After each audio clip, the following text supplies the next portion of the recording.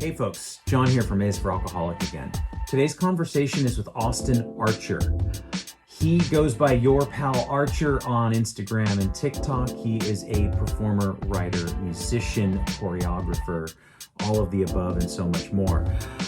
He was kind enough to talk with me via Zoom, and we discussed finding faith for an atheist. We discussed creativity, both in active alcoholism and in sobriety, and which one is better, and you can guess which one it is. And it was an all-around awesome conversation with an awesome dude. I highly suggest you go find his stuff, listen to his music, and check out his content.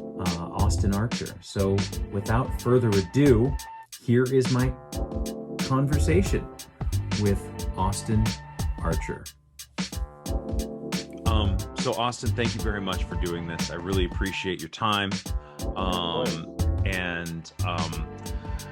One of my favorite questions to ask people, and it's a question that I asked myself in very early sobriety, trying to retrace and figure out, especially when you start doing an inventory and going back and things, is like, when was the first time I was affected by alcohol, or when was my earliest memory, right? Not just my earliest drunk necessarily, not I got drunk at 16, but was there something earlier? And so that was part of my process. Did you find it to be something you like? Was it something you grew up with, or was it something that came later on? That's a really interesting question. I don't think anyone's ever asked me that question, because I think about it in terms of like when I started drinking, but that's also because I came from a home where no one drank.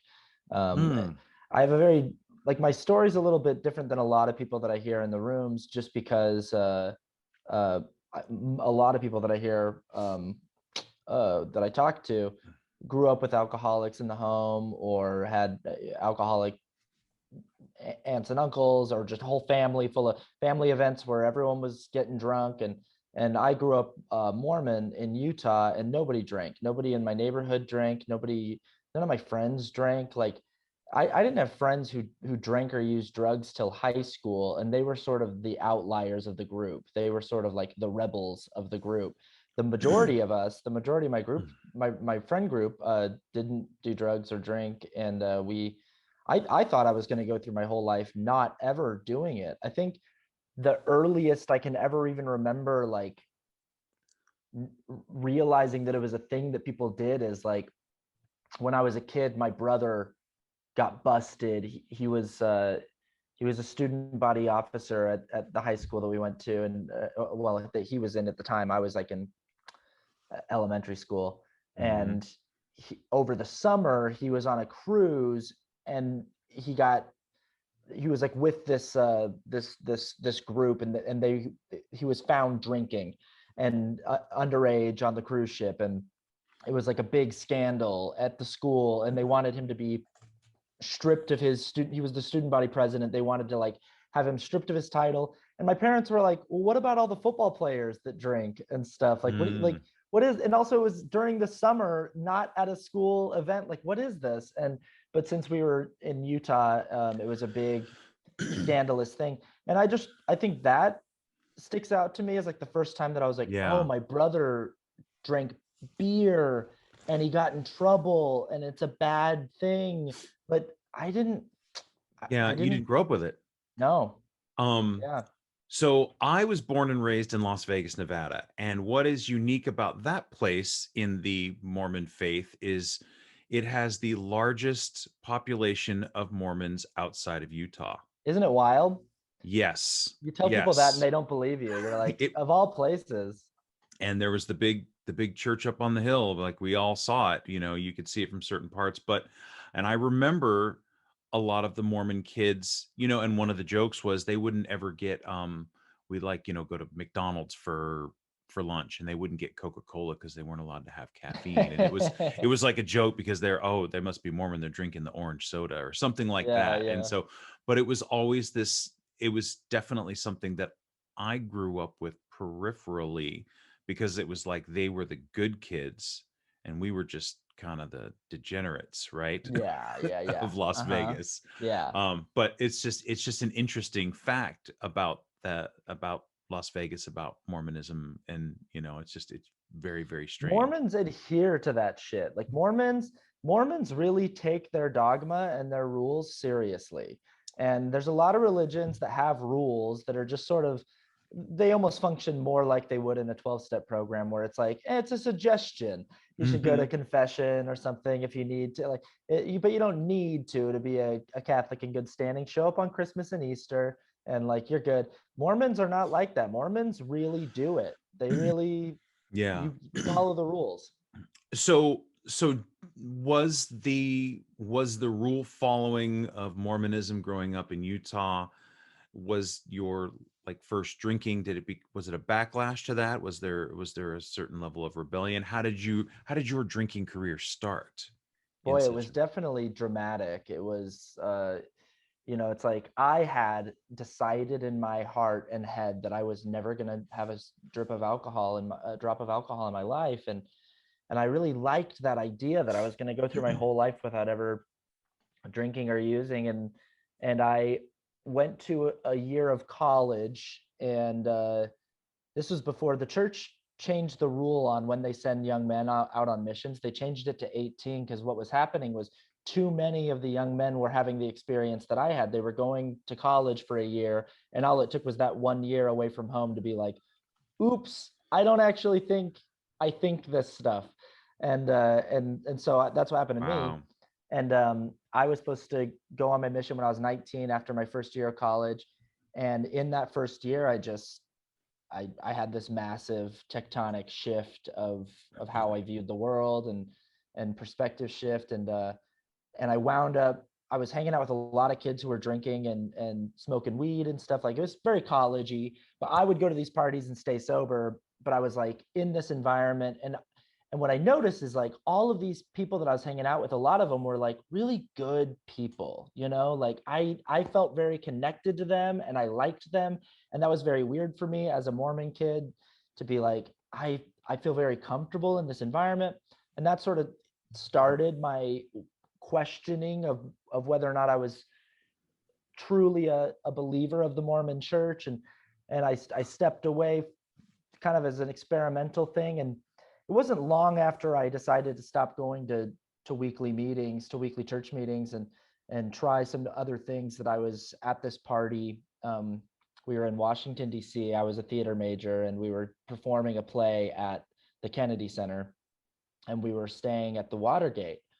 Um, and uh, and I remember that night. It was very dramatic. Like I was like with a friend. I was like, I think I want to drink tonight. And I was like, but I'm struggling. I just don't know. And he like took me into his hotel room, and he was like, okay, let's talk about it. And he was like, he's like, do you think that drinking makes someone a bad person? And I was like, I don't think so. And he's like, do you think I'm a bad person? And I was like, no. And he was like, so do you think that you would become a bad person automatically if you took a drink? And I was like, I guess not. And he was like, yeah, like, so what's the worst that could happen tonight? I was like, I don't know. Like, I never get it back. I never get to like not.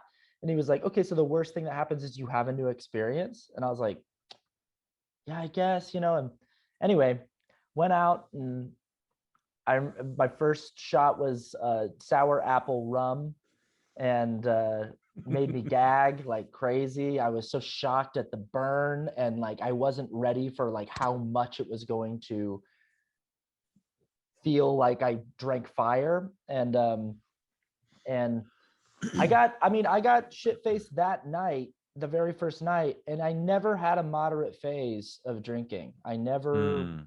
never was a moderate drinker. I was a drink till I pass out drinker for 11 years. It was just that from the get-go. I was off to the races. And this was, you said you were 18 at this point, or you were I was younger? 19, You were 19. 19, Yeah. and I went till I was 30. And in that time, what kind of I guess my next question is kind of like, what are the steps of trouble do you get into? Is it just fun at first, or is it trouble immediately? Definitely. It's definitely just fun and innocent, and everyone in college is getting fucked up at Right. parties. Like it's weird if you go to a college party and you only have a beer or two. Like there are Mhm. no normal drinkers at college parties. And so it feels it's hard to identify a problem when it's just what's going on. Like that's and we didn't wait till the weekend to party. We partied every night. There was a party at my house that I lived at in college every night. I had a very fun college experience. We were raging. We had the young bodies that could withstand the morning Oh, after, and we yes. could get right back into school and work and rehearsal, and it was a lot of fun. And I got really into smoking weed. I loved marijuana. I just like it. Marijuana changed my life. Like it opened me up. I felt artistically and made me. It was helping with my anxiety, and it was like I just loved it. And I started using marijuana almost more than anything else. I smoked before Mhm. school. I smoked in between classes. I was like it was a very alcoholic way of using marijuana. I was like, I had it all day long. I was an all or nothing kind of guy. But yeah, it was a lot of fun. I remember the first time I drove drunk, and it was probably like a year or two into my drinking career. Mhm. And I remember thinking like this was another before and after moment. Like, oh my God. And I was doing it while I was drinking. I had a 40 ounce of beer, and I had to like go to the store to get more beer for this party. And I took the 40 ounce with me, and I remember like driving and drinking it and being like, wow, I can't like this. Wow, this is so illegal and dangerous. And I got away with it. And there's nothing worse for an alcoholic than like getting away with bad behavior, because we'll just keep pushing it and pushing it and pushing it till we don't get away with it. I've talked to some normies who have been like, I drove drunk once and it scared the shit out of me. And I'm like, oh, I drove drunk probably 600 times, probably more than that, probably over 1,000 times in while I was out drinking. And I only got pulled over twice, and that was enough. I mean, that was Mhm. I got busted once for possession of weed, and I got DUI the other time, Mhm. and went to jail both times. And but that happened later in my 20s. That they were so spread out. It wasn't like I like was getting like nailed every weekend. I got Right. away with a lot. And I also I also learned pretty quickly, pretty early on in my early 20s, that like if I was going to get so drunk so fast that I was going to throw up and stuff and be a problem for other people, they were going to I would it, I was going to get found out. So I learned pretty quickly that I needed to figure out how to drink in a way that wasn't obvious that I was as drunk as I was. And so I started figuring out like what needed to come first, and how to sort of pace myself throughout the day so I could be as drunk as I wanted, but still like have my wits about me sort of, and be able to speak coherently. And I I was always shocked when I would encounter people who were so sloppy, because I'd be like, you're gonna get caught. Like people are gonna know that you're a drunk. And Don't be a stupid alcoholic. Be a yeah, smart, manageable, yeah, controlled one like me. Yeah. trick Uh-huh. people. Yeah, Exactly. yeah. Exactly. Hmm. We used to say like, "Oh, let's go, it's great to get day drunk because it's kind of like being a spy. Nobody knows." And or Yeah. so we think, Uh-huh. right? Or so that's our perception from the inside, is that nobody can tell that we're drunk. Yeah. I've had Oh, lots of people tell me in my life, post drinking career, that they're like, "Oh, I never knew." And so I am really? like, I mean, Oh. I'm an actor. That's what I do, and I'm a damn good liar. And I was really good at. Hmm. I would go meet up with friends for drinks, and I told them after I got sober, I was like, "Yeah, you didn't know that I started 3 hours before I called you to meet up, and then Yeah. I kept going after you left. Like Right. those those drinks that we had, the couple cocktails that we met up for, those were like drinks 8 and 9 of my day. And then I kept going 10, 11, 12, 13, 14 after you left. Like, I, but I just made it seem like I was just meeting up for the first cocktail of the night, like you were. And it was just a couple drinks. Yeah, well, it's also, and I don't know if you've ever had this thought while doing that, is they don't understand how much I need to enjoy the time that we're having together. I would always be like, well, I need a couple extra drinks. That's just my level of tolerance, right? So if I'm going to go Right. and have a good time, I'm going to have to pregame for a few hours before I go meet you up for a drink, you Yeah, know. it's interesting that we're so aware that there's a problem without being aware of it. The fact that we're hiding our behavior in that way, that it's like, well, people wouldn't get it if they actually knew how much I'm drinking. And I don't have a problem. It's actually quite manageable. But if they knew that I'm drinking a fifth or like a pint before I'm meeting up with them, um, they they wouldn't get it. That they can't handle the amount that I can handle. I have a different constitution than they have. But it's like, I'm obviously aware that the amount I'm drinking isn't okay because I'm going through all of this work and mental gymnastics to hide it from people, Yeah. you know? Yeah. Yeah, that was perpetually my yeah, we're justifying it to ourselves in some way, that because I am better, I am stronger, I am tougher than you are, I require more. Um Even though I have so much evidence to the contrary. Like I'm constantly sick, I'm constantly unwell, I never feel good. I'm like, I have so much evidence to show that like I'm not handling this amount very mhm. well. But in my head, I'm like, no, I'm the one who can take it because I don't fall over. I don't get kicked out of places. I don't Mhm. get into fights. Like I don't piss my pants that often. I only piss my pants sometimes. That often. Yes, it's That, yeah. true. It's Uh, true. yeah. And I have a couple memories of a couple of hangovers that were probably alcohol poisoning. I'm almost certain they were. I should have been in the hospital. Mhm. And it never crossed my mind that I needed to stop. It was like, just get through this and you can Mhm. have another drink. Get some Right. hair of the dog in you. Right. Get some, some of my worst hangovers I cured with a Sunday brunch. And it Hmm. was like I'd wake up on Sunday morning like, holy shit, I can't believe I told those guys I'd go to brunch today. But you know what? If anything's gonna make me feel better, it's gonna be a pitcher of mimosas. So And lo yeah, and let's behold, let's get for it long going. enough. Uh-huh. So in those 11 years, you say you got a DUI, you spent time in jail, and that Mhm. wasn't enough to spark any sort of interest or change in what was The, going on. the second time I went to jail, I remember thinking while I was in there, okay, this has to be this has to be a catalyst for change. And what it became was a catalyst for me to be more careful and not get caught. Mhm. I told myself initially, I'm never driving drunk again, ever.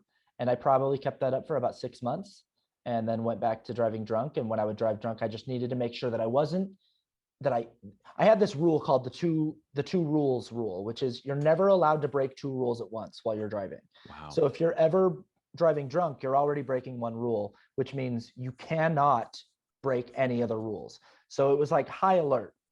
Anytime I was driving fucked up, I had to make sure that I signaled for at least 3 seconds if I was changing lanes, that like I was like on my shit. And so that's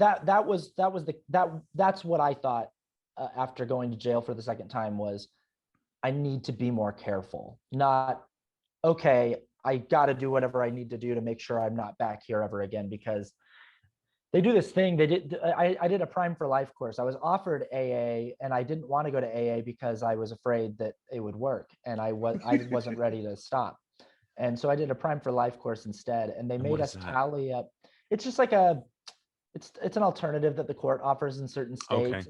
They basically walk you through how dire and serious the decision you made that night was. They made us tally up how expensive our bar tab was that night with all of the legal fees included. And I racked Mm, up like a $5,300 bar tab that night, and that was at a time when I had about $2,500 to my name mm. total, and so it was like, that's expensive, No expensive shit. bar tab. Um, Yeah. but it wasn't enough. Yeah. And I moved to New York City after my second time going to jail. And that was a great place to be because I wasn't driving. There was just trains and cabs. And and bars stay up until 4 a.m. It's a great town to be an alcoholic. If you don't know, it's a fantastic town to be in a 24/7 drunk in. It's also a great town to get sober in. There's really great meetings out there. So Yeah. yeah. Well, so what was the pivotal moment, or was there one, or was there many? How did you come to the idea that it was time to finally quit?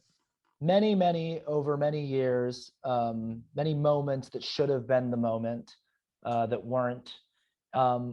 Like I said, I think subconsciously I knew for the majority of my drinking years that there was a problem that was going to have to be dealt with. There was a tab that was racking up, and it was going to need to be paid at some point. Yeah. And I just was putting that off as much as I possibly could. And the last few years of my drinking, it was getting so bad that I was like regularly having like 4 a.m., 5 a.m. up on the rooftop of my apartment building in Brooklyn, standing on the edge, being like, tonight's the night. I'm gonna swan dive off the edge of the building and nose dive into the concrete. And I was like seriously planning my suicide for a long time.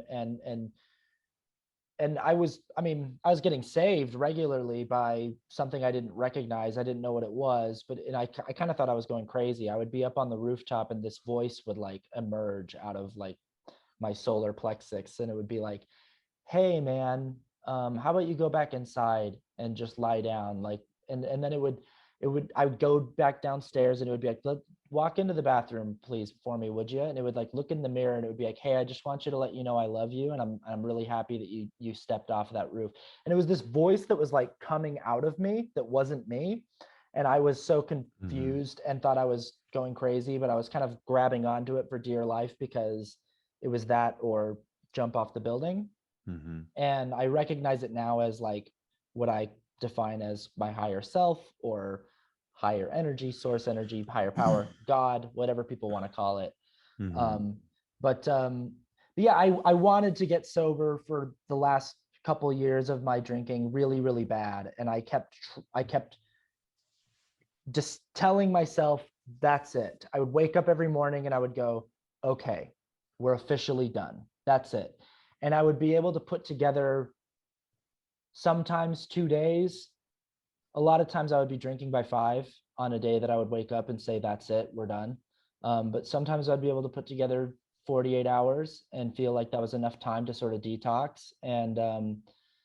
And I even had this phase where I was drinking like 3 times a week, and I like told all my friends that I was sober. I was like, I'm done. I was like, I don't even drink anymore. I drink like only every other day. It's crazy. Yeah. Like I thought like I had done it. And yeah, it just through that phase of like trying really hard for 2 years to stop and being like, I can't fucking get a day. Like I can't, like it started becoming really clear that like I was gonna need extra help. And I went through a phase where every person that I met that was sober, I had a million questions for them. I wanted to know how they did it. And I was one of those atheists that like was determined to find a program that had nothing to do with God. And every person I talked to kept 12-stepping me and kept trying to send me to a 12-step meeting. And I was like, I'm going to find someone who's got a good secular program, and I'm going to go to that place.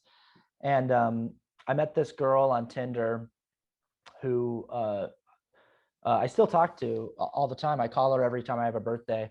But I told her, I said, hey, I have a bottle of wine. Can I come over to your place and we can hang out? And she said, oh, I don't drink. And I did my thing. I asked her all these questions. How'd you do that? And she goes, oh, I go to meetings. And she used very clever language. She was very clever about her language. And I said, okay, well, I want to go to one. And she said, okay, here's a place you can go tomorrow night at 7 p.m.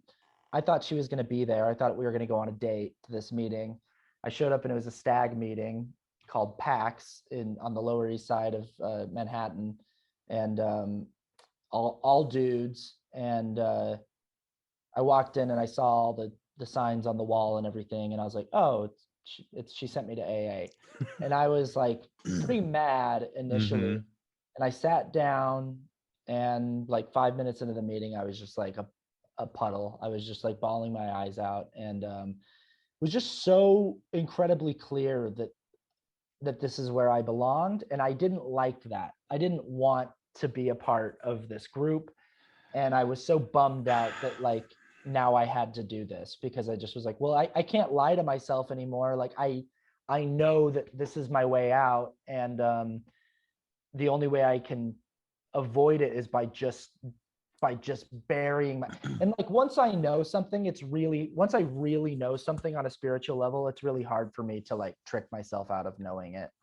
And so Yeah. yeah. Yeah. Can you, so as an atheist, which is something, you know, my co-host and I, Jerry, we often go back and forth with God and using that word and finding a higher power and defining it. And is it vague? Is it specific? How do you, working a program that is basically, however you want to define it, it's a spiritual program on a big level. How do you make that work with being an atheist? Boy, I can't, I still haven't been able to find the language to explain to atheists who are active alcoholics or users, how I was mistaken, and why my conception of a 12-step program was not correct. The only way I know how to understand it is to do it and to be like, oh, I get it. It's like something that I understand on a level that kind of goes outside of my ability to logically or intellectually explain. And that's sort of the point, is like coming to a place where I'm okay with not having concrete answers about what's going on when I pray or when I meditate. All I need to know now, I used to, as an atheist who was out there using and stuff, if you couldn't clearly define it to me and make it make sense, I didn't want any part of it, because you were just talking about mumbo jumbo and superstition and magic men and wishes and stuff like that. I didn't want anything to do with your weird fairy tale folklore. I wanted practical solutions. I believe that the 12-step program is a practical program. It is a pragmatic program. It's not a magic program. It's not come in and say these spells and we will cure you of it's not that. There is a pragmatic use to meditation and prayer. It does something to me physiologically. Now, whether or not as an atheist, I want to say I'm placeboing my brain, I'm tricking my brain, in whatever the fuck it is, all I care about is that it works. And that's a shift in how my brain used to work to how it works now. It's like, my sobriety is so important to me. Having this in my life is so important to me that I no longer care about my petty hangups over prayer. I've been told by people to pray, and initially I did it just because I was told to, even though every time I did it, I thought, this is fucking stupid and pointless. But I was told by the people who I agreed to listen to do it. And the result, to me, is hard to argue with. I was promised a psychic shift. I was promised freedom from my anxiety and my depression. I was promised an increased ability to problem solve in new ways. And I've gotten all of that and more. And I don't know who or what I'm talking to when I pray. I just know that it works for me, and that it works for other people. And I'll say this, my thought was that I was going to come into AA and they were all going to say, don't worry about the God stuff, just come in here and come back. And then they were going to do what most religions do, which is they go, oh, don't worry about all the questions you have, those will be answered. And then like 3 months into Scientology, they're like, so let me tell you about Xenu. And you're like, oh, what the fuck? Like, you guys said, don't worry about it. Now we're talking about Xenu and the galactic overlord that came. Like, I thought that that's what AA was going to do. I thought that like 3 months in, they were going to go, okay, so actually, we believe that Bill W's ghost exists and was split into every chip. So you have a piece of Bill W's ghost in this chip. I thought it was going to be some crazy shit like that. It's not. It's when they say a God of your understanding, they mean that shit. They mean you get to define that. And a lot of times for a lot of people that I meet in the program, they're like, I don't really have the most crystal clear conception of, I have something that works for me intellectually, but on a pragmatic level, meditation and prayer sets me up for a more successful day. As a person with ADHD, as a restless, irritable, and discontent alcoholic, my mind races and wanders, and I have a hard time being present. Meditation and prayer helps ground me and set me up to have a more successful day. And I'm working on having a better life one day at a time.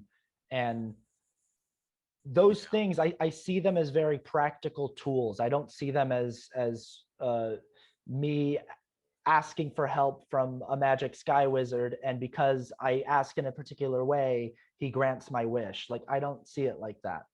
Yeah. Anybody who's listened to the podcast before, I've mentioned this. There's a comedian by the name of Pete Holmes, and he's a sober dude, and he wrote a book called Comedy, Sex, God. And in there, he talks about God, and he's like trying to figure out what God is. And I think he came from a very strong Christian background that he, rebuked.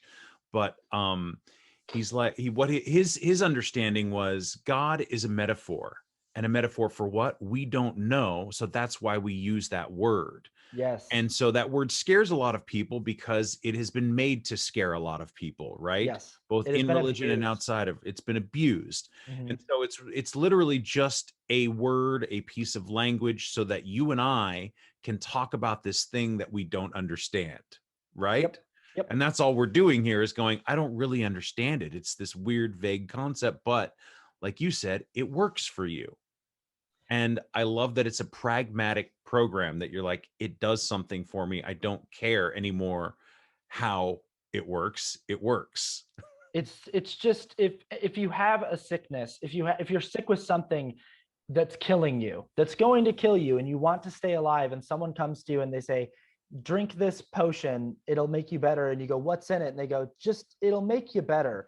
And you're so fixated on knowing the details of but you're looking, there's millions of other people who are going, I drank it, man, and it fucking cured the thing. It just eradicated it. And you're like, it's at a certain point, people will try anything to get better. And if you try the medicine and it doesn't work, then what's the worst that's going to happen? Like, okay, I tried it, it didn't work, on to the next thing. I tried the medicine, it worked. And I don't also think that it's that vague either. I genuinely feel like it makes sense that taking time to quiet yourself and humble yourself and spend some time acknowledging that you are not the center of the universe. That I once heard it said that this program works for people who believe in God. It works for people who don't believe in God. It doesn't work for people who think they are God. That, like, if you can just get used to the idea that you're not running the show, you're not in control of what happens to you or in your life, all these things that you want to happen, the job that you want to get, like, you don't have control over the decisions that other people make, and you have so little control over what happens in your life. The only thing that you can do practically is try to have some measure of control over how you react to things and how you approach your life. And meditation and prayer can set you up in a better way to do that, to be like, I'm setting an intention for my day that I want to be open and I want to be easy and light today. I want, when problems arise, I want to be able to pause and consider what my next move should be. I'm just trying to set up a better way of problem solving today than I used to have. I used to just sort of start the day and just whatever the fuck happens, happens. And I'm going to feel about it however I feel, and let's go. And now I'm going to try to see if I can shift the way that I think about dealing with problems. And it's like, That's all it is. It's simple stuff. That's a great way to put it. And I had never thought about it. It's just a different way of solving the problems that arise. It's problem solving skills that we learn. Well, and people think that you can do that by just deciding, that you can just kind of go, I decide today that I'm going to deal with problems in a different way. And it's like, well, if you've got 30 plus years of bad habits built up, just trying to flip that switch is a lot easier said than done. Mm-hmm. And prayer and meditation can be some of the tools that can help you slowly shift the gears into a new way of thinking. Like, it's going to take some time and some effort. So repetition and going to meetings, service, phone calls, things like this that are helping you get outside of yourself and your normal way of doing things so that you can slowly but surely experience that psychic shift. And naturally, it wouldn't just happen because you just go, fine, I'm just going to flip the switch. Like, if it were that easy, everyone would do that. Right. Yeah. It does require some effort and concern on your part. Yeah. So one of the things too that interests me about you, and how I found you on TikTok. You're not the first person I found on TikTok to be on this podcast, and probably not the last, which I don't know why as a 44-year-old man I'm on TikTok, but that's we're past that judgment on the app in the age. Fuck that shit. It's a place on the internet. Everyone of all ages is on the internet. So you do you perform, you act, you write, you play music, you do these I mean, everything is politically charged these days, so I'm hesitant to even say that, but it is certainly politically charged content sometimes, not always. But how has all of that been from drinking and creating, being an artist and doing it sober? Well, let me go back. How long have you been sober? 3 years. 3 years. Okay. Just had 3 years about a week ago. What's your date? July 1st. So 2 weeks ago. 2 weeks ago. Mine's July 6th. Congratulations. Wow. Yeah. Wow. So what'd you get on the 6th? I got 6 years. Fantastic. 6 years. Yeah. Congratulations. So can you talk about creating drunk versus creating sober? Yeah, absolutely.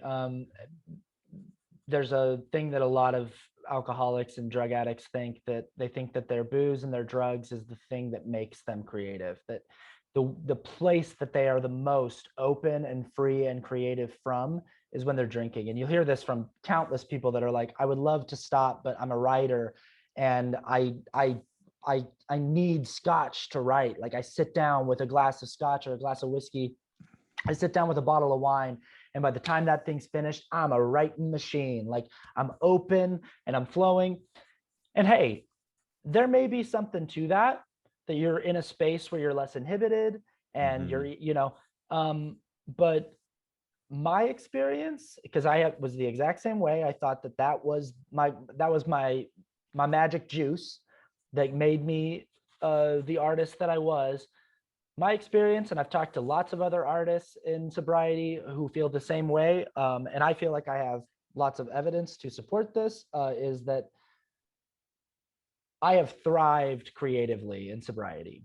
My creativity has been, I was worried about losing it, and it's been taken up a whole 6 levels. Like, not only have I thrived creatively, but I've thrived professionally because of my creative pursuits. Like, things that I've been trying to find success at for years have been successful, and in no small part due to the fact that, like,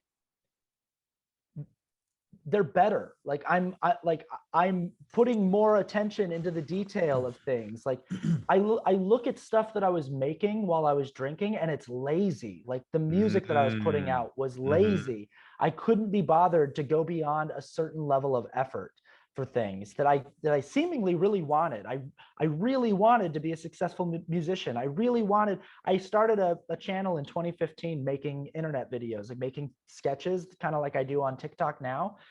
And you go back and look at them and like, they are lazily put together. Like I couldn't be bothered to try to like edit them a little sharper or just make them a little bit more Yeah. watchable. They're just messy. Like I couldn't even get like a tripod so the camera wasn't shaking. Like they're messy, lazy thing. They're not, it's not that they're not funny. Like there's some funny things in there. It's Sure. just that the attention to detail that I put into the stuff I make now is a lot higher. Like the craft is a lot higher. The technique is a lot higher. And it's the same with my music. Like I wanted for years to do a studio album that sounded like a real album. And all I ever put out was like these really lo-fi bedroom tracks. And I sort of leaned into the fact that the music that I was releasing was really like loaded with imperfections and mistakes.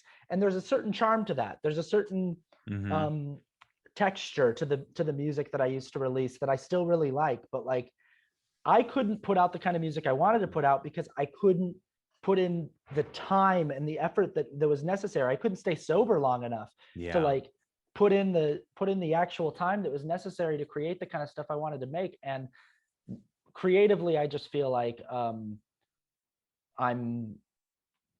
in my prime. I feel like I've never had the level of output that I have right now. And I feel very much so taken care of. I feel very much so like I create out of the stream of life instead of like out of the stream of the fog and the chaos of drugs and alcohol. Like I don't force ideas. Like I very much so, I utilize meditation and prayer in my creativity, knowing that like, as I approach today's tasks, whatever it is that I'm going to make, I don't need to force things. I don't need to push. I can like allow stuff to flow out and it will be there. I can trust that that I don't need extra help. I don't need to second guess myself. Like I can trust that that I've laid a foundation of practice to develop skills, and I can trust that like things will emerge if I just take the steps. But yeah. And not to put any pressure on you, but extremely prolific too. I mean, I have noticed since I found you in the last several months, whatever it's been, like, oh, another one and another one. And like you said, the attention to detail. And I'm like, and as somebody who has experience editing and recording and writing, and I'm going, there's a lot of work here. And this is only, a 40-second video, right? Yeah. Or, a minute. Like I understand. I mean, it's a lot of work. And you're like, wow, okay. Oh, how did you get that lettering in there? And that's really, stuff like that. And so it's impressive to watch somebody who does it, and then for you to say, oh, I just celebrated 3 years sobriety, and I'm like, oh, okay. Oh yeah. I see. Yeah, because that's where the focus comes from. I'll tell you, when I was drinking, I started noticing. So a lot of people who drink and use drugs have all these heroes, like Hemingway, and I want to be Ernest Hemingway. I want to be Kurt Cobain. I want to be Elliott Smith.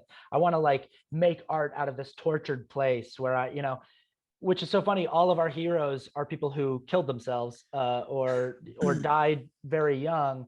I started noticing in the last few years of my drinking, there were all these people that I was admiring, all of these people whose art I was really looking up to. And it's because I was getting older. I was past the age of 27, and I was past the age of when all these guys died. And it was starting to get like less cute to be out at the bars. And it was starting, God, when you start getting into your 30s and stuff drinking, it's like everyone at the bar is getting younger and younger, and you start feeling more and more like a pariah and more like a weirdo. And it's less cool and sexy. And all of a sudden I was admiring all these older people who were making really cool podcasts or really cool music. And all of them were sober. They were all people that I was like, oh shit, that person's sober too. And I would like listen to them in an interview on a podcast, and they'd be like, oh yeah, I'm sober. Like I'm 5 years sober. And I'd be like, everyone that I fucking like is sober. And so I started being like, okay, well, it actually sounds like it's a shift from, I used to think that in order to be a good artist, I had to have a bad addiction and kill myself by 27. Right. And now I think in order to be a good adult artist, I'm going to live into my 40s and 50s and 60s making art, I need to get sober. So, but just to be sustainable, because we yeah. know that, you know, drinking is not, I mean, we have learned that drinking is not sustainable. I mean, we kind of, and like we talked about earlier, we always knew there was a problem and it always came up, but it was never a problem to solve permanently, right? It was always just until the next drunk. Yeah. Can I Figure out get some through this? band-aids. Yeah. Yeah.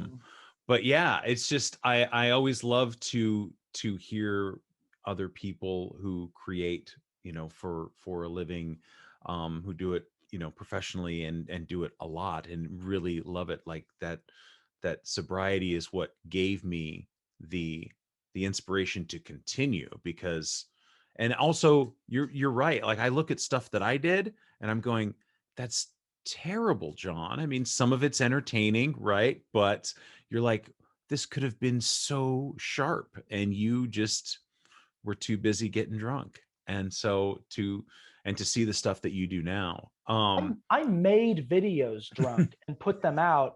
And I go and I'm like, and I thought no one could tell. And I go back and watch and I'm like, you can't tell that I'm drunk in the video. But like the reason the video's so fucking sloppy is because I was drunk and I thought it was hilarious that night. And then I Mhm. posted it and I never deleted it. I just was like, yep, that's one of my videos, is just this stupid idea I had walking home from the bar. Like, Yeah. yeah. Yeah, and I used to do that a lot too with writing, where I would just get as drunk as possible and then thinking that some magic was just going to happen, and then going back and looking through the pages, and just a lot of the stuff would just end up with me writing fuck over and over at the end of something, and like it was so awful. And now you talk about prayer and meditation, and I'll go and sit on the front porch and spend 3 hours in the afternoon trying to write this essay and going, oh wow, this is what it's like to put things together and to craft things and to be interested in it, and you and and be proud of the product as Well, and opposed to just let me get rid of this and not be to ashamed of it. to really get to experience presence while you're creating, to really get to experience like the that zen place of like being in the stream of creation and letting it flow out and not having that interrupted or encumbered by any booze or alcohol, Mm, like not having the thing where I'm looking at the screen and and it's just loaded with typos and I'm thinking, I'll just fix that tomorrow. Like, but to really be present in what I'm doing and to be really be focusing on what I'm doing. yeah. And like presence is where we find freedom as people and as alcoholics, but just people in general. Like the thing that causes us the most grief is our fixation on the future and the past and our inability to be in the moment. And when you're in that space of creation and you're sober, it's like the ultimate trip of like absolute presence. You don't always notice it, but every once in a while, I'll just like 3 or 4 hours will go by working on a song and I'll just be like, I'm so glad I spent the last 3 or 4 hours doing that, fully invested in just changing things and pushing beats around and stuff. Like it's a great space to be in. Yeah. And you can approach your work in a spirit of service too, and being like, Mm, I'm creating this hopefully to put a smile on someone's face, or even if it's just one person, like, right. yeah. Right. Um, that's great. I wanted to I have a couple more questions. Well, one is, after 3 years of sobriety, what is something that you still struggle with today around sobriety, alcoholism, or just anything in general? I struggle with keeping my program consistent. I'm one of those alcoholics who I need the drama for me to buckle down.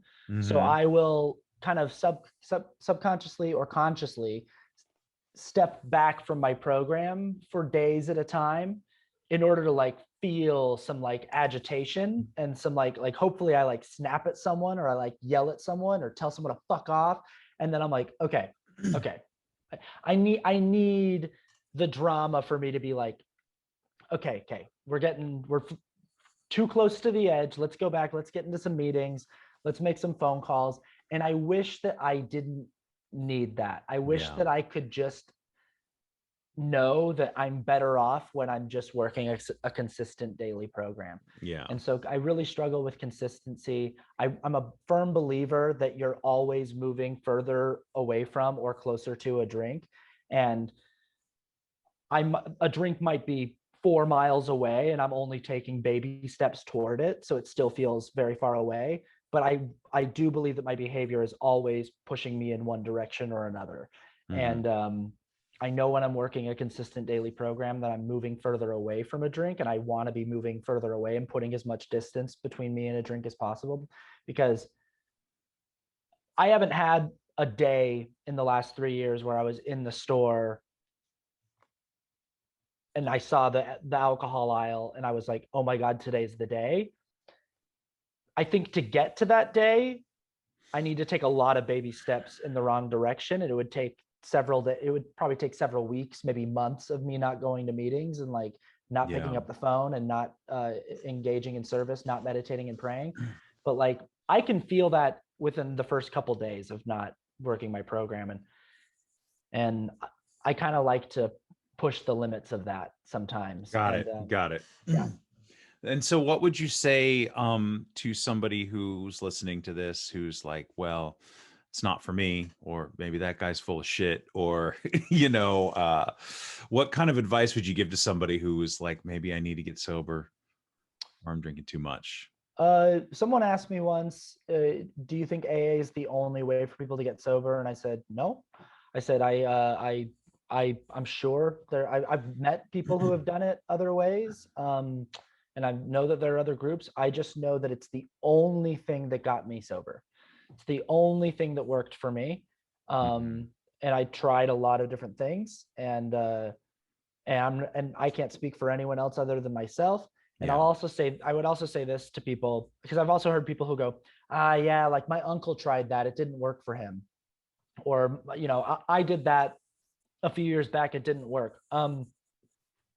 I go back to this for atheists, people and stuff like this. AA is not magic. It's not it's not a bunch of sometimes the spell works on people, sometimes it doesn't. Everything that all the platitudes the AA people say are exactly what they mean. One day at a time is exactly what it means. It means you do it every day, and those add up to 3 years, 6 years, 15 years, 30 years. And then the other thing is, it works if you work it. So when people say it didn't work for me, I'm like, well, it works if you do it. It really is that simple. If you go to a meeting every day, or if you wake up every single morning and meditate and pray, and then you call your sponsor, and then at some point during the day, you call one of your fellows in the program and ask them how they're doing, and you do that every single day, I guarantee you're going to stay sober. I guarantee you. I have never met a person in my life who did those things and was like, I went to a meeting every single day, called my sponsor every single day, found a way to be of service every single day, meditated and prayed every single day, and I still fucking relapsed. Bullshit. That doesn't happen. That's not a thing. It works if you work it. If you do it, it works, period. So work it because you're worth it. Yeah. Is what they say. Yep. So, okay. So talk to me a little bit about the music and the creation, and plug where people can find you, and what kind of, how do you define yourself, describe yourself? What is it that you give to the world that I find so entertaining?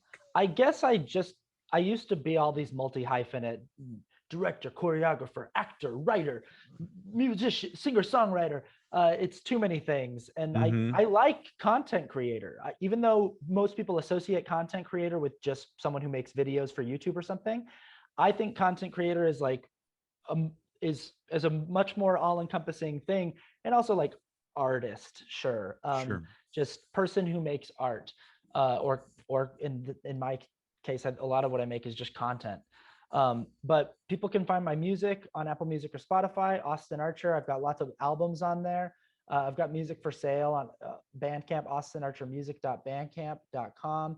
All this stuff is linked in all of my bios. yourpal_Austin on TikTok, Twitter, and Instagram is where all of my TikTok stuff is. And then the thing that nobody knows about that I'm like trying to get the word out more, because I'm finding out more and more that like no one knows it exists, is I have a podcast called People Pleaser with Austin Archer, and it's my least consumed piece of content that I produce. But I had no idea. Exactly. Yeah.